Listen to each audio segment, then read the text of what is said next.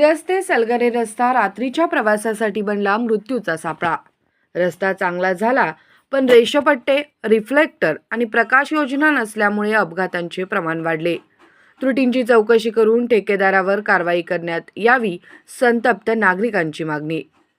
मिरज, टाकळी, मल्लेवाडी, एरंडोली, पायाप्पाची वाडी, शिपूर, बेळंकी ते सलगरे हा रस्ता दर्जेदार वाटत असला तरी रात्रीच्या वेळी हा रस्ता वाहनधारकांसाठी अक्षरशः मृत्यूचा सापळा बनला आहे। या मार्गावर सतत अपघात होत असल्याचे दिसून येत आहे। रस्त्यावर आवश्यक सुरक्षा सूचना व उपाययोजनांचा अभाव दिसून येतो। स्थानिक नागरिकांच्या म्हणण्यानुसार रस्त्याच्या मध्यभागी वाहतुकीचे दिशादर्शक म्हणजेच पांढरे रेषपट्टे, लेन मार्किंग काढण्यात आलेले नाहीत। तसेच road reflector sticker, cat I, चेतावणी फलक आणि रस्त्यालगत पुरेशी प्रकाश योजना नसल्याने रात्रीच्या वेळी वाहन चालवणे धोकादायक बनले आहे।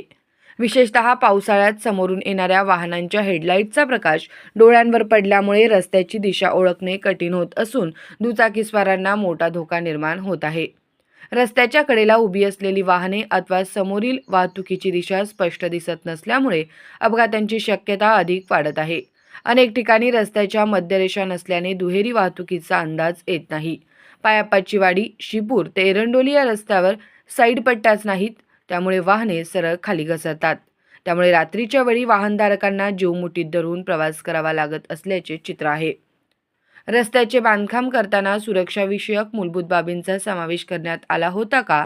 मंजूर निविदेमध्ये रस्ते सुरक्षा उपाययोजनांसाठी किती निधी मंजूर करण्यात आला होता? रस्त्यावर रेषपट्टे, रिफ्लेक्टर आणि प्रकाश योजना का करण्यात आली नाही? या सर्व बाबींची चौकशी होणे आवश्यक आहे। आमदार सुरेश खाडे यांनी या प्रकरणात तातडीने लक्ष घालून संबंधित ठेकेदाराला दिलेली निविदा व कामाचा तपशील जनतेसमोर जाहीर करावा, कामाची तांत्रिक तपासणी करावी आणि दोषी आढळल्यास संबंधित ठेकेदारावर कारवाई करण्यात यावी, अशी मागणी आता होत आहे। भविष्यात मोठ्या दुर्घटना टाळण्यासाठी तातडीने पांढरे रेषपट्टे, रोड रिफ्लेक्टर, दिशादर्शक फलक आणि प्रकाश योजना उभारणे आवश्यक आहे। तेव्हा वाढत्या अपघातांच्या पार्श्वभूमीवर सार्वजनिक बांधकाम विभागाने या रस्त्याची तातडीने पाहणी करून आवश्यक सुधारणा करण्यात याव्यात, अशी मागणी आता जोर धरत आहे।